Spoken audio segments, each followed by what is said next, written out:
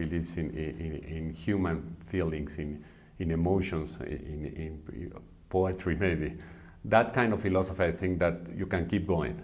And doesn't mean that we're going to keep doing exactly the same thing, but we want to keep the same philosophy. And I believe that it's a strong philosophy that can be, that has future on it, and that's why we are all these young architects in here. And I don't believe in starting all over again and saying, well, whatever the generation before you did, you have to break with that and do something new. I don't believe in that. I think that probably you take if you can take where they left it and make another step, that's much better than starting all over again. Are you good? Okay, you ready? Yes, thank you. Okay. All right. If you were a color, what color would you be? Okay. Well, if I have to pick a color, probably I will say blue. I think blue gives me a lot of peace, and I never get tired of it. There are some colors that for other things I love. I mean, I love red. Maybe I get more excited with red or with yellow, but with blue I can stay in a blue room for a lot of time, and I think it's a great color because of that. It has this sense of peace that can give you, and it's a thing that we need in these days, no? The peace. That was great. Will you do it for me one more time? And I like the peace part. Okay. But when you start, will you say, if I had to be a color, Okay. If I will have to be a color, I will be blue.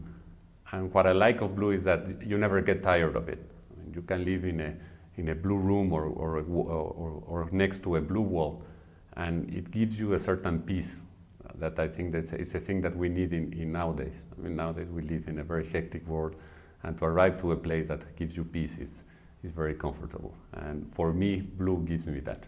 So that's why I like it. You good? Mm-hmm. Is that okay? Okay.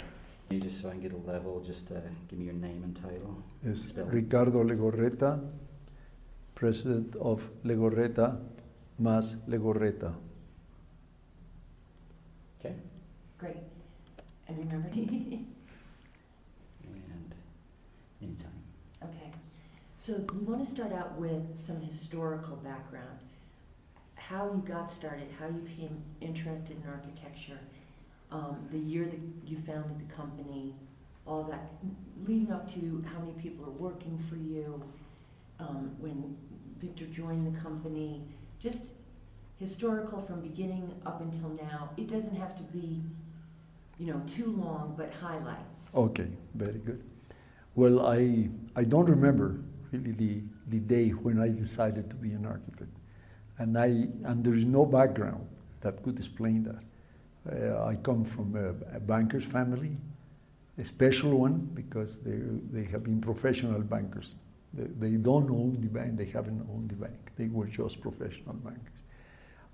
Maybe the thing is that my father was absolutely in love with Mexico and worked very hard in developing Mexico. And he took me when I was a kid all around Mexico, visiting places, etc. And also, he was a hunter. I don't like hunting, but we used to go to the old haciendas and little villages. And he went hunting, and I was wandering around.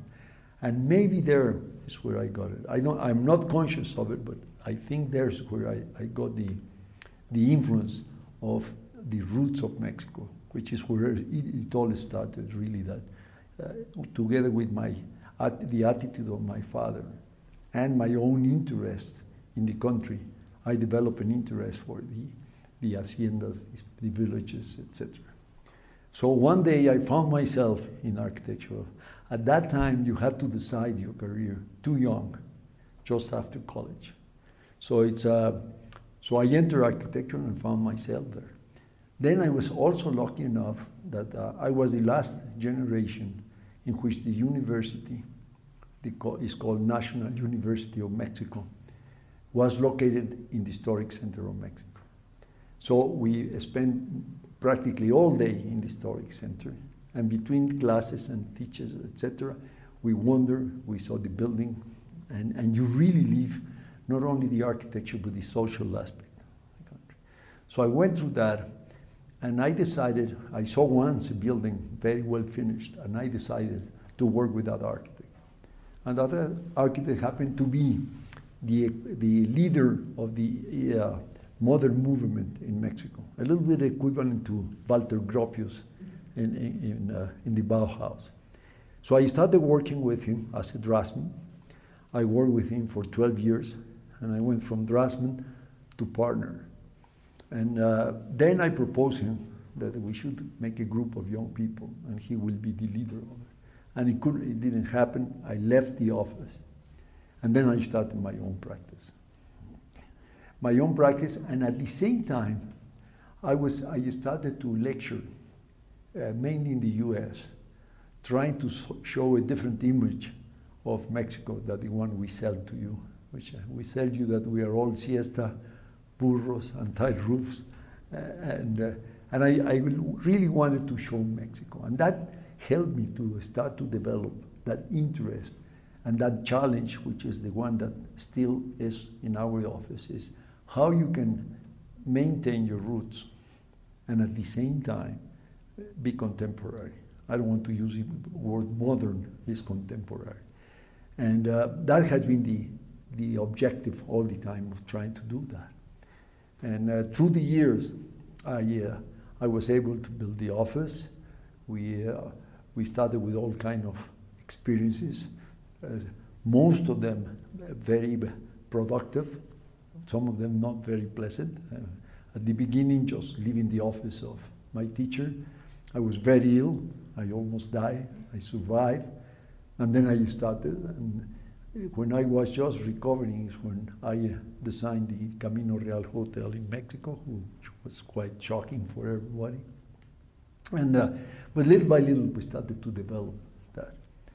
Well, then once movie actor, Mexican movie actor that lives in Los Angeles, Ricardo Montalban, you may not heard about him, he asked me to do the house. And that was the opening of an attitude to really show Mexico to the rest of the world through our profession. And we started to work. I always have tried to get involved in all the details.